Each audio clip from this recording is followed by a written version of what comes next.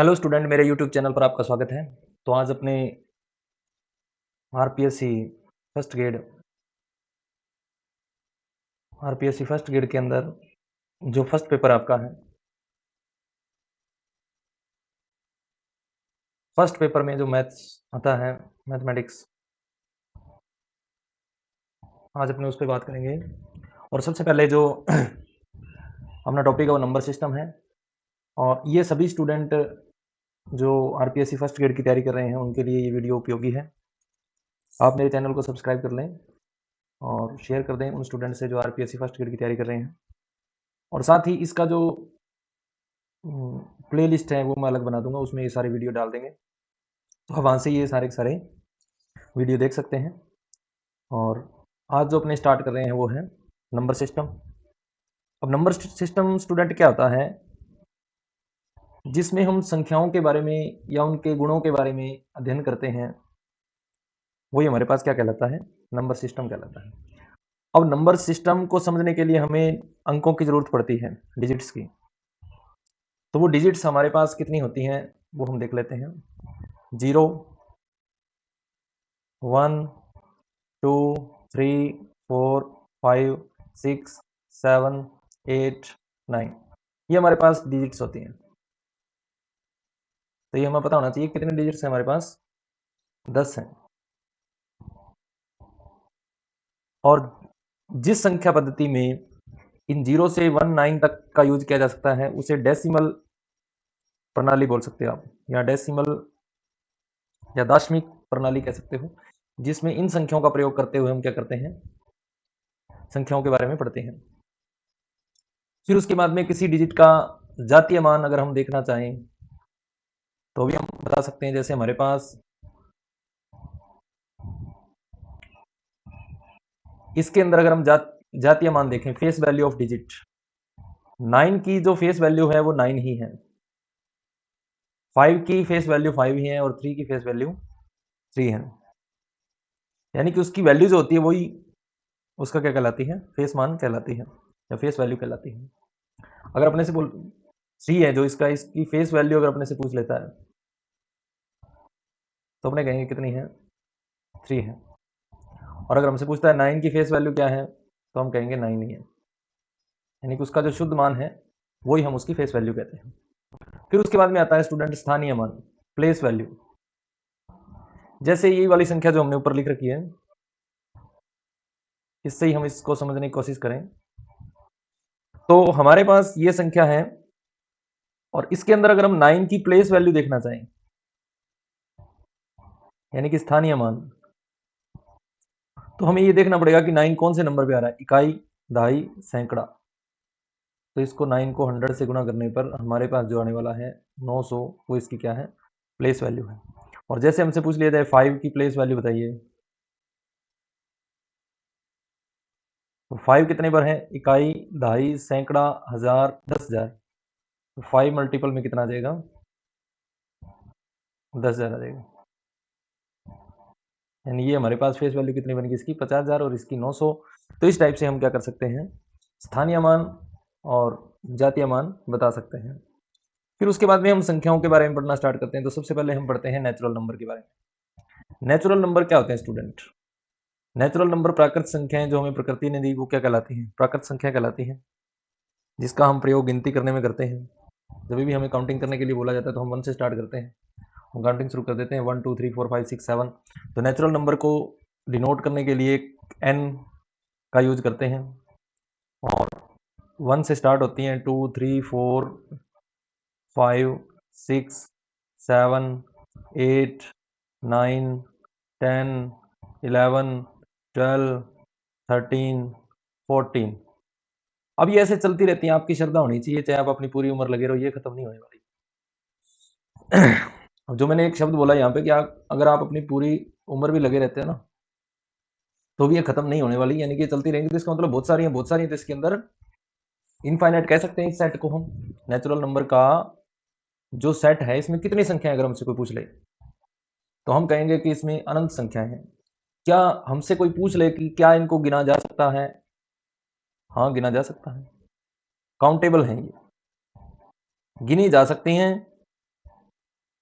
ठीक है, लेकिन है बहुत सारी, तो इसको इनफाइनाइट सेट होता है, ये इनफाइनाइट सेट, या हम कह दें कि अनंत है। अनंत मतलब बहुत सारी है। अगर हमसे कोई पूछे गिनी जा सकती है क्या, हाँ जी गिनी जा सकती है, गणनीय तो है, गणनीय है। अब इस इन प्राकृत संख्याओं का डिवीजन कर देते हैं आगे। देखो, जो जिस स्टूडेंट का बैकग्राउंड मैथमेटिक्स नहीं है उसको क्या है कि वो भूल जाता है बार बार इसको, तो आपको ऐसे याद रखना है कि गिनती, गिनती जो है वही क्या है, प्राकृत संख्याएं हैं। यानी कि एक बच्चा भी जानता है प्राकृत संख्याएं कौन सी हैं, वो भी अगर काउंटिंग करने लगेगा तो 1 से स्टार्ट करेगा। किसी बच्चे को आप छोटे से बोल देना कि काउंटिंग स्टार्ट करो, तो वो कह देगा 1 2 3 4 5 6 7 8 9 4, चलता रहेगा आगे। तो ये आप ध्यान रखें कि जो गिनती आप काउंटिंग जब करते हो तो वो प्राकृत संख्याओं से स्टार्ट करते हो, 1 से स्टार्ट करते हो, तो 1 से स्टार्ट होती है प्राकृत संख्याएं। बहुत ईजी सा कंसेप्ट है। अब इनका डिवीजन करना है, यानी कि इसका क्लासिफिकेशन करेंगे अब हम इन नेचुरल नंबर्स का।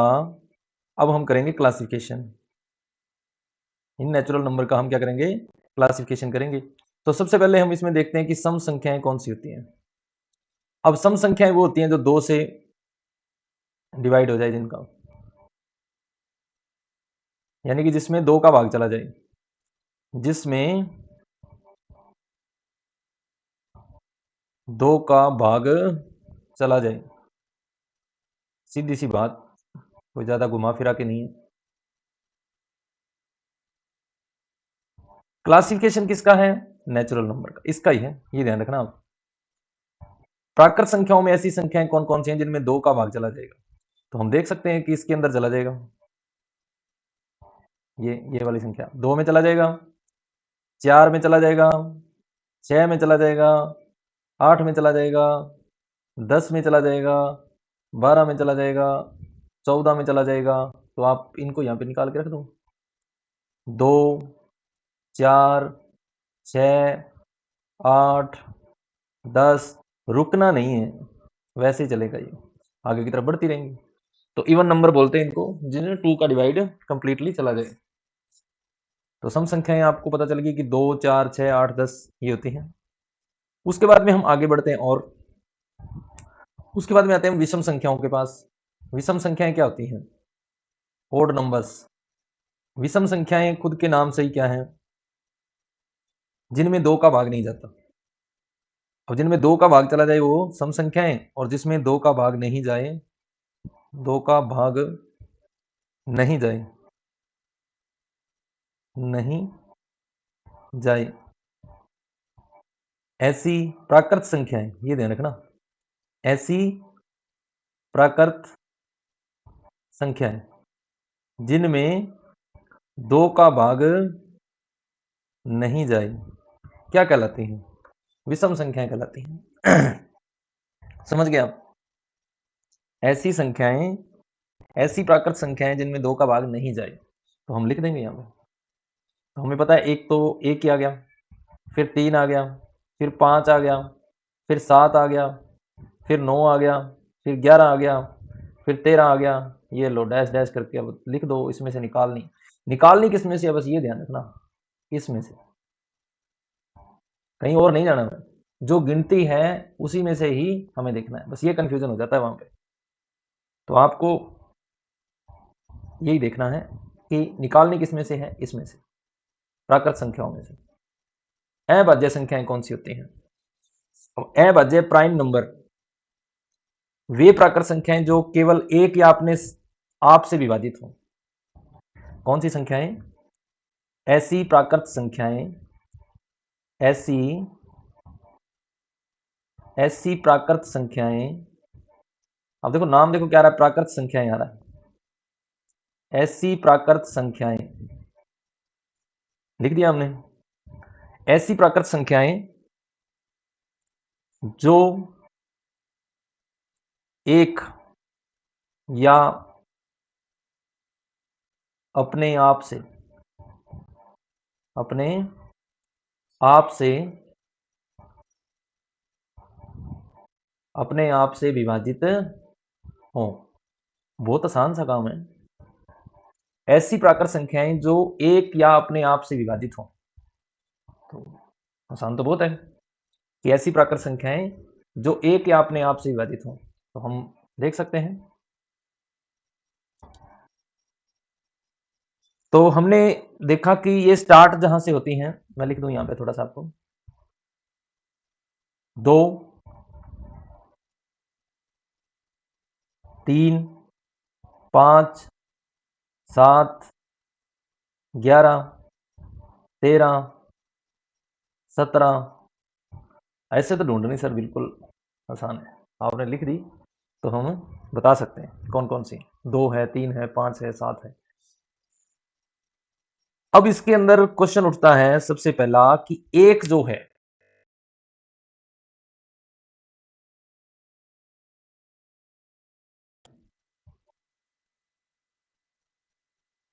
एक एक स्टूडेंट आपको ध्यान रखना है कि एक अभाज्य संख्या नहीं है।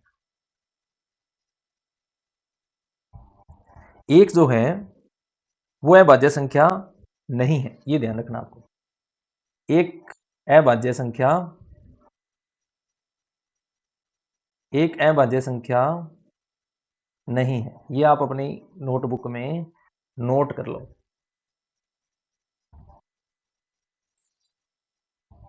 अब क्या है कि यहां से इस डेफिनेशन को जब देखता है तो उसको ऐसे लगता है कि यार एक भी तो खुद से विभाजित होती है ना, और एक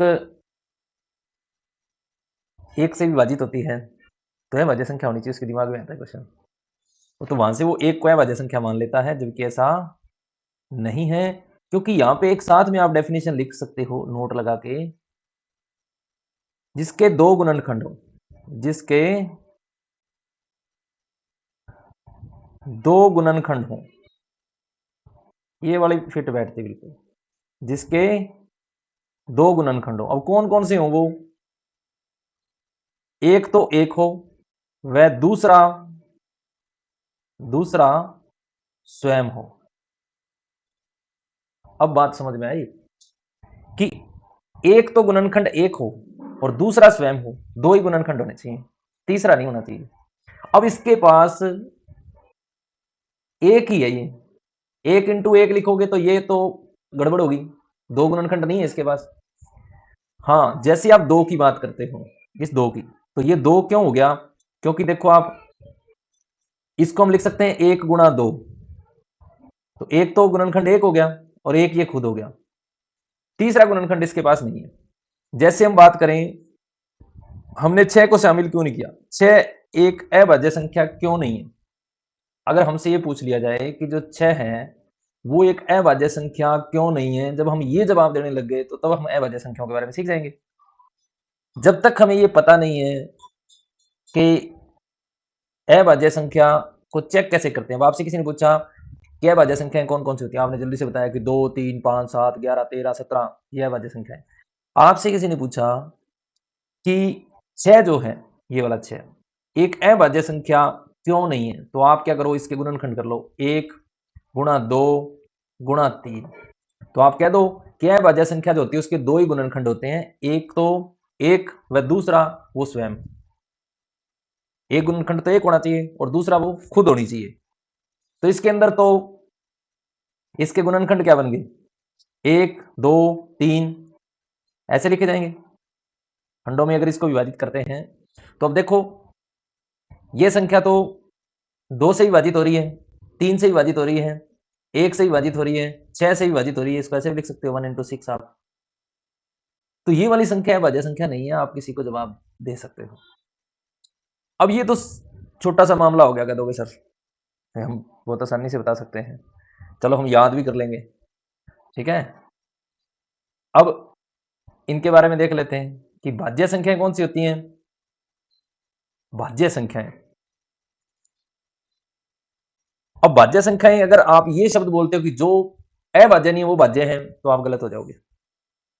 उसको हम आगे और लेंगे, इसी टॉपिक को अभी अभी अभी करेंगे इसको, लेकिन उससे पहले भाज्य संख्याएं कर लें। अब भाज्य संख्याएं क्या होती हैं? जो किसी अन्य संख्या से क्या होती हो, विभाजित होती हो। किसके अलावा? एक के अलावा। हम इसकी डेफिनेशन को अगर लिखें, ऐसी प्राकृत संख्या या संख्याएं, ऐसी प्राकृत संख्याएं जो एक या अपने आप को छोड़कर, कह सकते हैं अपने आप को छोड़कर, अपने आप को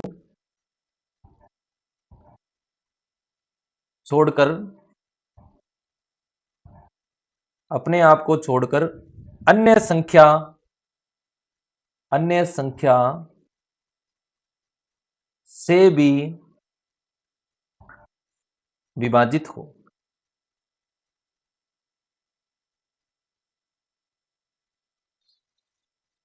तो अब हम बात करते हैं, नोट लगा लेना आप यहां पे, कि जो 1 है भाज्य नहीं है, ये भाज्य संख्या नहीं है।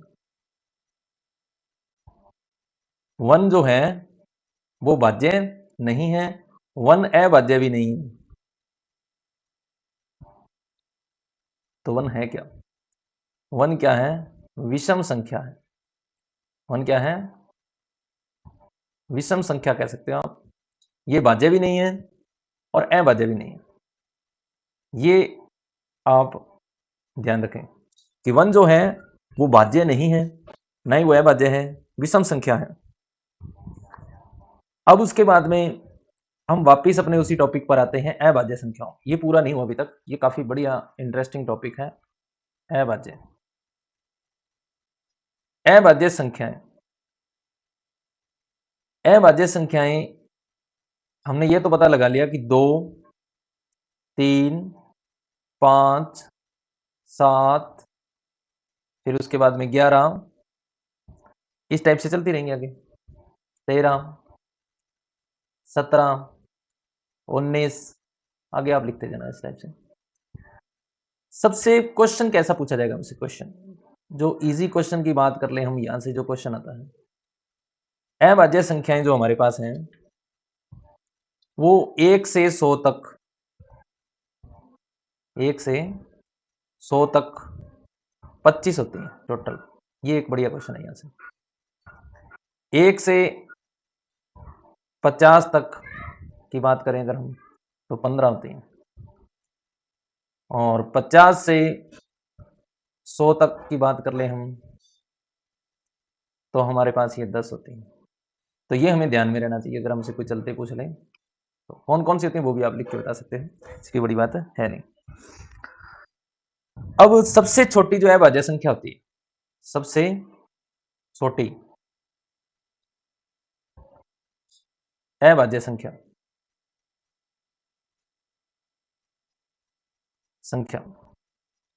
वो हमारे पास 2 होती है। और एक इसकी और विशेषता है, ये सम संख्या भी होती है। कौन सी होती है? सम संख्या। ये क्या होती है? सम संख्या भी होती है, क्योंकि 2 से विभाजित हो जाती है ना। 2 से विभाजित होने वाली सारी संख्याएं क्या होती हैं? सम संख्याएं होती हैं। तो इस टाइप से हम क्या कर सकते हैं, इनको तैयार कर सकते हैं। अब जो नई प्रॉब्लम आपके सामने आ सकती है वो ये है कि कोई संख्या उसने लिख दी, सपोज दैट कोई संख्या वो लिख देता है, जैसे उसने हमें संख्या लिख दी कि आप ये बताइए कि ये अभाज्य संख्या है या नहीं। यहां पे इंटरेस्टिंग क्वेश्चन बनेगा आपका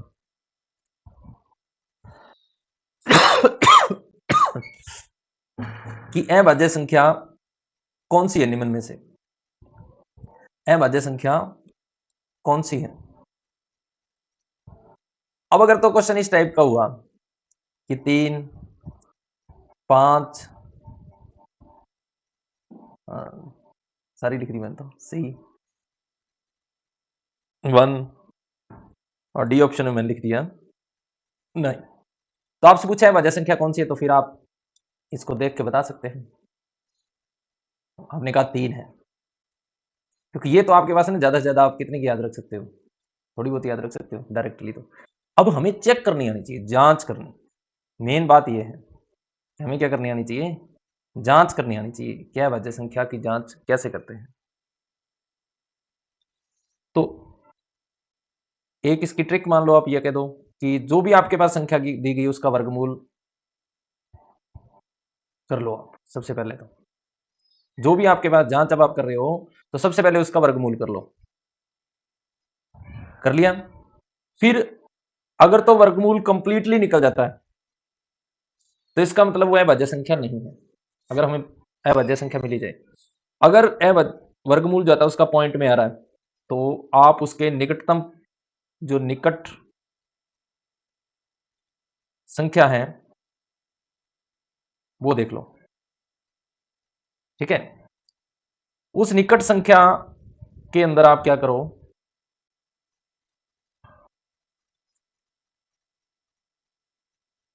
जो भी आपके पास संख्या आई है, उस संख्या से छोटी जितनी भी अभाज्य संख्याएं आपके पास हैं, उनसे भाग दे के देख लो।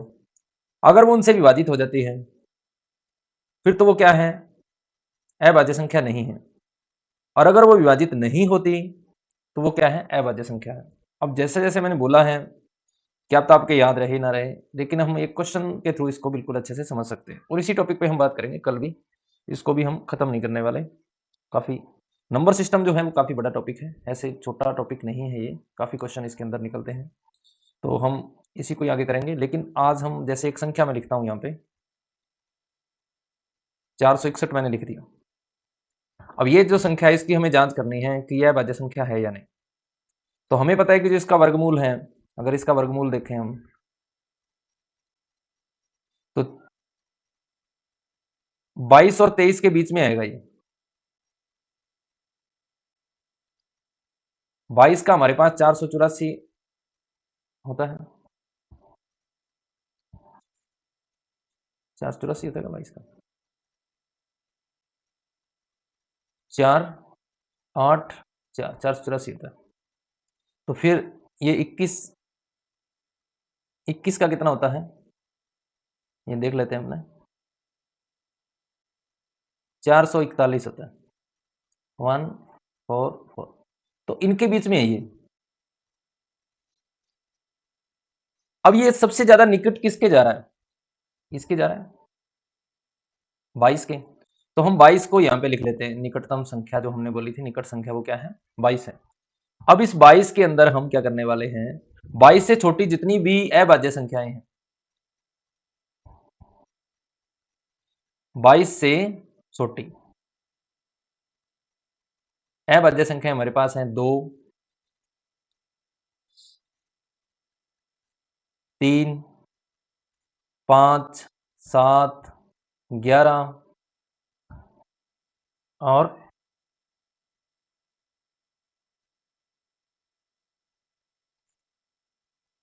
कितना हमारे पास 13, 17, 19, ये हमारे पास है। ये सारी 22 से छोटी हैं। क्या इनका भाग 461 में जाता है किसी भी संख्या का?